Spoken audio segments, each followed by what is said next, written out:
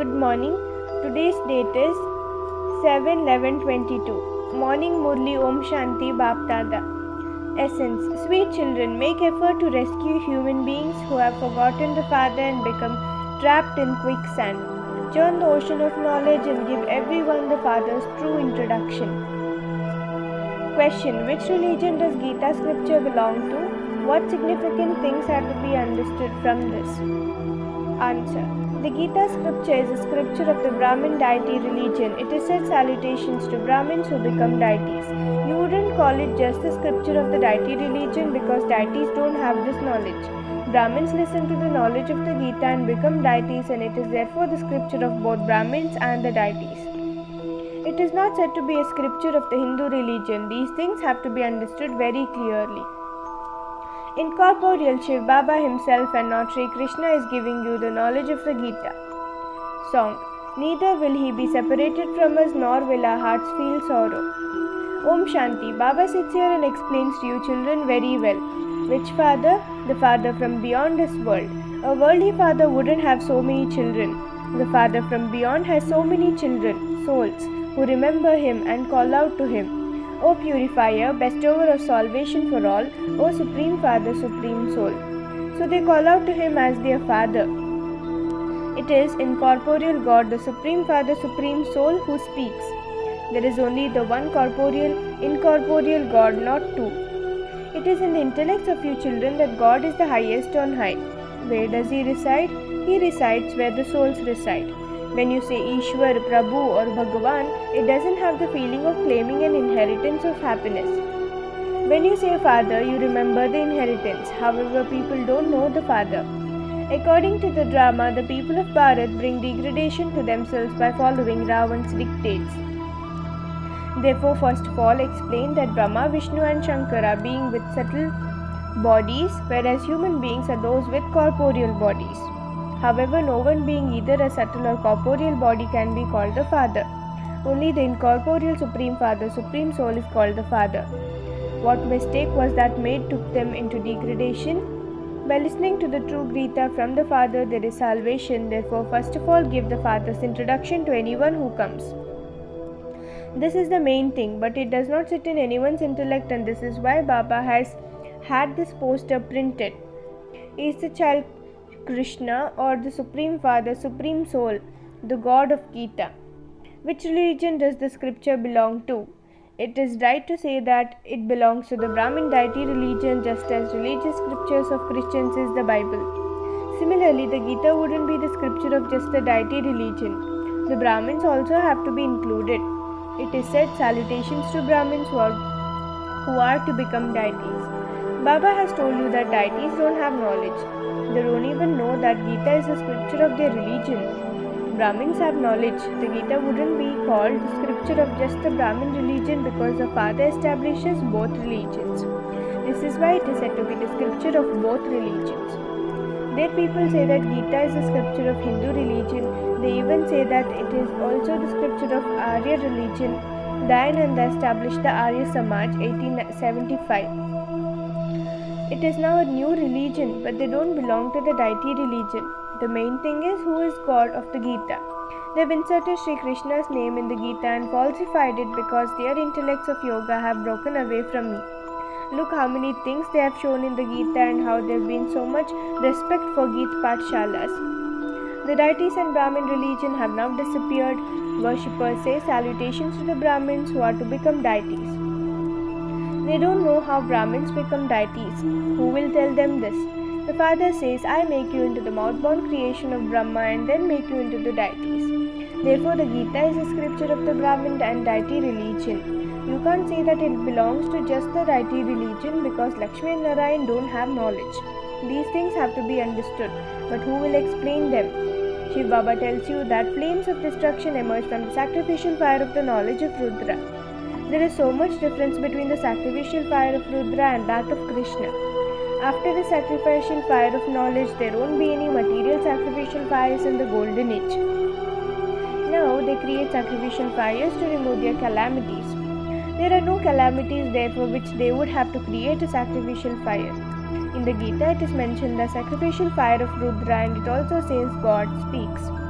Therefore, the truth is in the Gita. It's like a pinch of salt in a sack full of flour. All the rest is false. Shiv Baba does not churn the ocean of knowledge. It is Brahma Kumars and Kumaris who have to do that.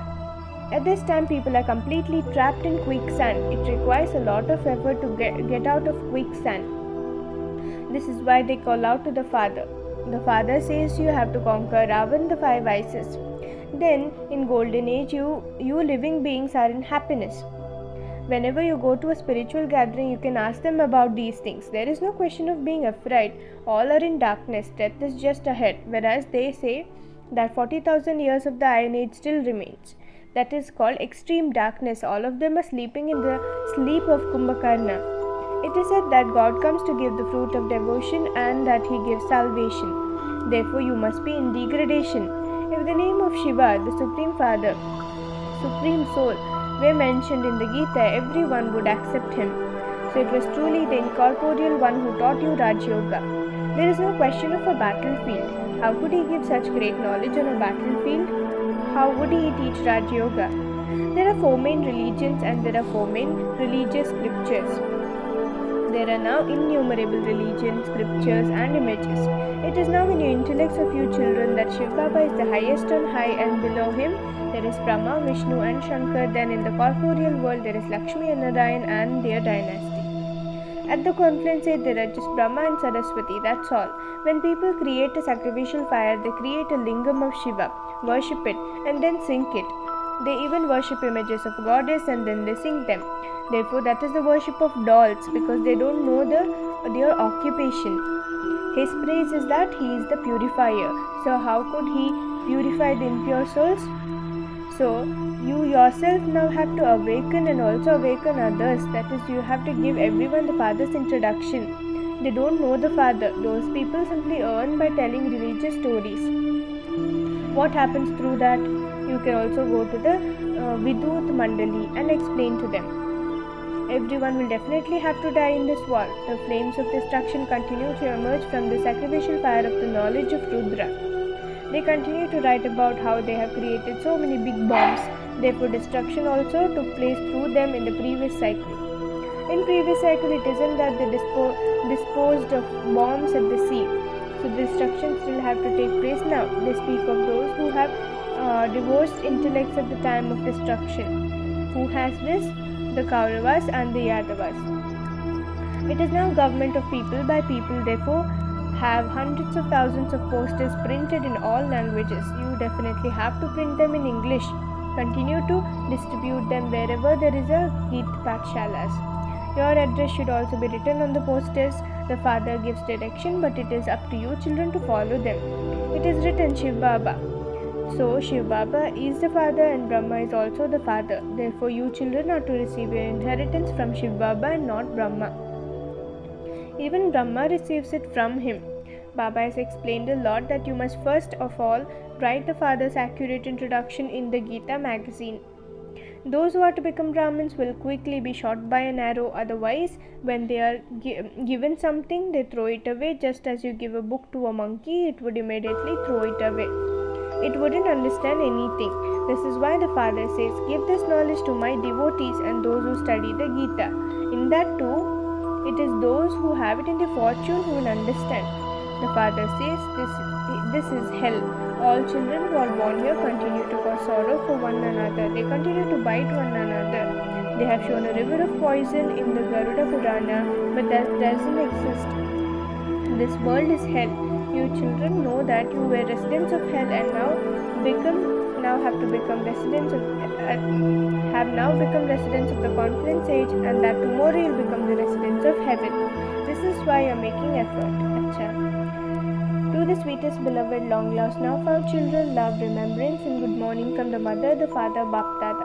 The spiritual father says Namaste to spiritual children. We, the spiritual children, say Namaste to our spiritual father. Night class 23/3/1968. The highest on high is the one who is the Father. Whose Father? The Father of all souls. He is the Father of all souls in all human beings. All souls who come to play their parts definitely take rebirth.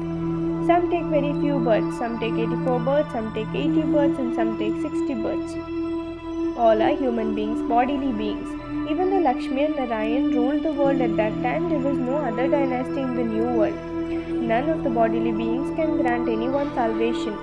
First of all, there is the sweet silence home, that is the home of all souls. Even the Father stays there. That is called the incorporeal world.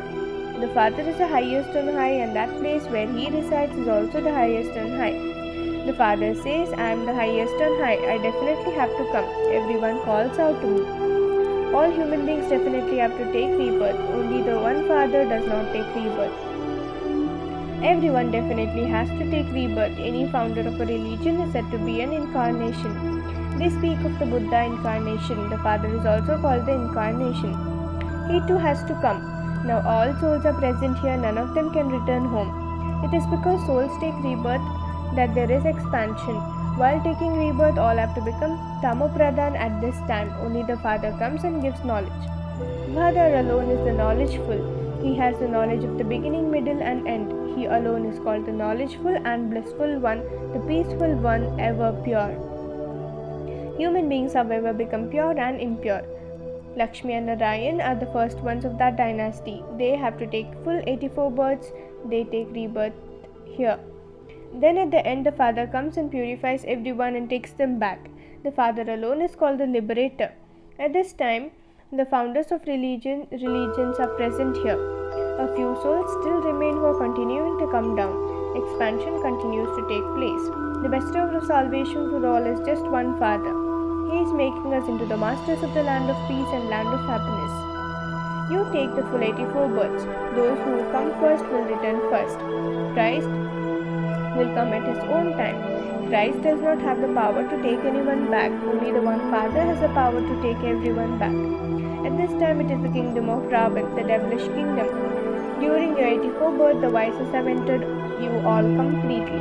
The Father says you are the masters of the deity world and you then become vicious in the kingdom of Ravan. Everyone definitely has to take rebirth. It is not possible for them to establish a religion and then return home.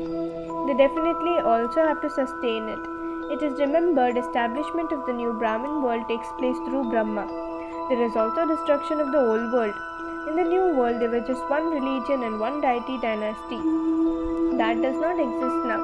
There are just its images and all other religions are present. Apart from the one God, the Father, all bodily beings definitely take rebirth. Bharat is an imperishable land. It is never destroyed. It is imperishable. There were no other lands when it was their kingdom. It was just their kingdom. There was just the Sun dynasty and Moon dynasty, no one else. The new world is called heaven, the deity world. The incorporeal world cannot be called heaven. That is a sweet silence home. The land of nirvana. No one except the Supreme Father, Supreme Soul can give knowledge to souls. A soul is very tiny dot. The Father of all souls is the Supreme Soul. He is called the Supreme Father. He cannot ever take rebirth. It is also now the end of the play. This whole world is a stage of which the play is being performed. The duration of it is 5,000 years. It is the most auspicious confluence age when the Father comes and makes everyone the most elevated of all. Souls are imperishable. This drama is also imperishable. It is a predestined play. Those who have been and gone will come again and at exactly same time. They were the ones who came first. Lakshmi and Narayan do not exist now. This is the true company of truth. Acha. Love, remembrance and good night to the sweetest, beloved, long lost, now found spiritual children. Essence for Dharana. Point 1. Churn the ocean of knowledge and rescue human beings from the quicksand. Awaken those who are sleeping in the sleep of Kumbhakarna. Point 2. Remove your intellect's yoga from subtle and corporeal beings and remember the one incorporeal Father. Connect everyone's intellects to the one Father. Blessings. May you become completely pure and experience the elevated stage of purity by becoming a true Vaishnava. The definition of complete purity is very elevated and easy. The meaning of complete purity is that impurity should not touch your mind or intellect even in your dreams. This is known as being a true Vaishnava. Even if you are number-wise effort maker, the aim of your effort is to have complete purity. This is easy when you have the company of the Almighty Authority Father who makes the impossible possible. Slogan. An easy yogi is the one who makes effort in an entertaining way instead of stubbornness or labor. An easy yogi is the one who makes effort in an entertaining way instead of stubbornness or labor. Om Shanti.